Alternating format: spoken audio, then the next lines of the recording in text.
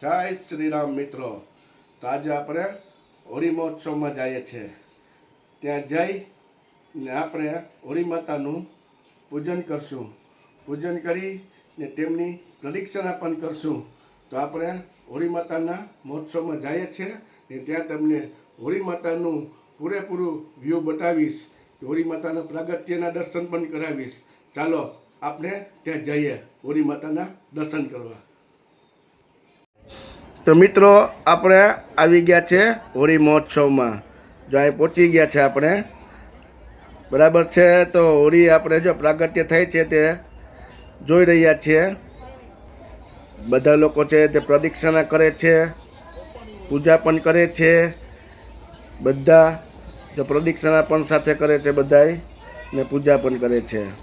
આ છે હોળી માતાનું ફરતું વ્યૂ, જે ગ્રાઉન્ડ છે ને ત્યાં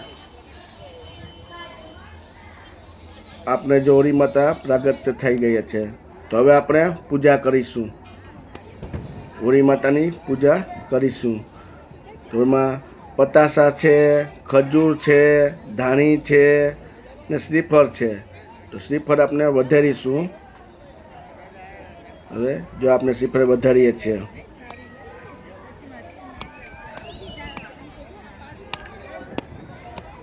શ્રીફળ વધારાઈ જશે। જો શ્રીફળ વધારાઈ ગયું છે, આપણે હવે તેને જાળી દેશું પ્રસાદ રૂપે।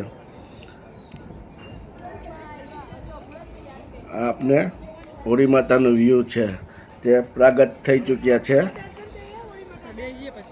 તો થોડી વારમાં દર્શન કરી ને આપણે પ્રદક્ષિણા પણ કરશું। જો આપણે દર્શન કરીએ છીએ હોળી માતાના,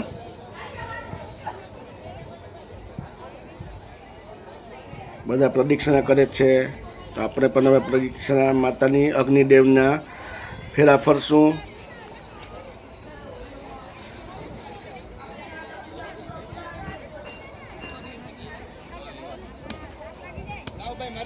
હોળી માતા છે, તેમાંથી બધેથી જેનું અગ્નિ પ્રગટ થઈ ગઈ હોય છે તેની રાખ છે તે ઘરે પણ પાછી લઈ જઈએ આપણે। તે પવિત્ર કહેવાય, જે અગ્નિ છે એ પવિત્ર છે, એટલે એમાંથી થઈ ગઈ બધી રાખ, તે ગોબરના છાણા હોય તે આપણે ઘરે પાછું લઈ જઈએ।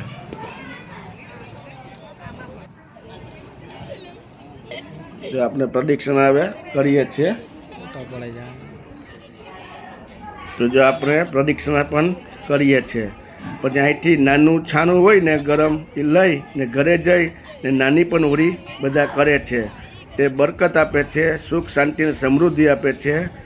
શા માટે કે અગ્નિદેવ પવિત્ર છે, એટલે બધા ઘરે લઈ જાય છે અને રાખે છે। તેની વબૂટોય તે ઘરમાં પણ ચારે બાજુ છાંટે છે। આ કહેવત છે આપણે।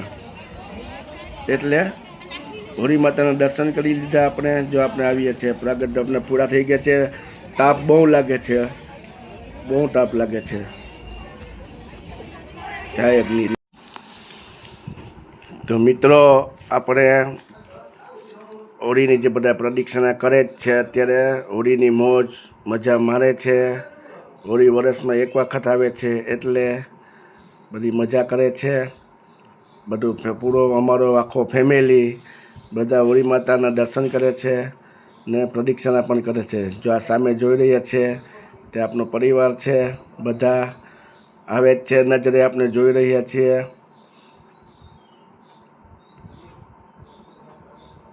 જ્યાં આપણા નાના ભાઈ છે તે પ્રદક્ષિણા પણ તે પણ કરે છે, છોકરાઓ પણ પ્રદક્ષિણા કરે છે, બધા પ્રદક્ષિણા કરે છે, હોળીની મોજ મજા માણે છે। હોળી આવે એટલે એક અનેરો આનંદ મળે છે આપણે, કે હોળી આવી, હોળી આવી, હોળી આવી। એક આનંદ છે આખો હોળીનો, જે કલર ઉડાડવા, કેમ કે કાલે તો ગ્રહણ છે એટલે આપણે કલર નહીં ઉડાડી શકીએ, રમી નહીં શકીએ, પણ પરમ દિવસે એટલે કે બુધવારે આપણે કલર ઉડાડશું, મજા કરશું, મોજ મારશું। તો આપણે બધા રંગે પણ રમશું। આપણે બધા રંગ ગુલાલ અબીલ ગુલાલ ઉડાડશું, કેમકે પ્રહલાદ છે તે અગ્નિદેવે તેને સાક્ષાત બચાવ્યો છે. તો આજે આપણે એની ખુશી મનાવશું કાલે બુધવારે, કે પ્રહલાદ ભગવાનને એની રક્ષા કરી, અગ્નિદેવે તેમની રક્ષા કરી ને હોલિકાને અગ્નિએ તેને પ્રગટાવી દીધી. એટલે આપણે હોળી મહોત્સવ માનીએ છીએ. તો છે આ આપનો પરિવાર. આજે નાની બેબી, આમાં નાના ભાઈ છે, તેમની બેબી છે. દીકો દીકો છે, ગીડો છે, દીકો, હા દીકો છે ને, અને ગતુરો દીકો કન્નો હોળી જોવા આવી તું, હોળી જોઈ, હા.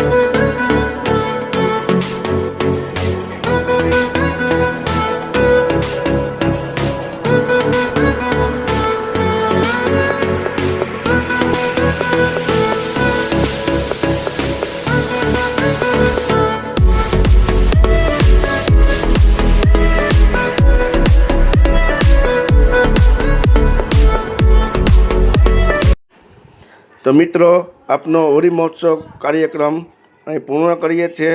આપણે પૂજા કરી લીધી, પ્રદક્ષિણા પણ કરી લીધી છે. ચાલો તો હવે આપણે ઘરે જઈશું.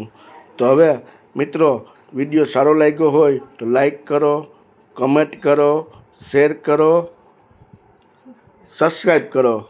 તો ચાલો હવે આપણે ફરી નવા બ્લોગમાં મળીશું. તો આપને જય શ્રી રામ.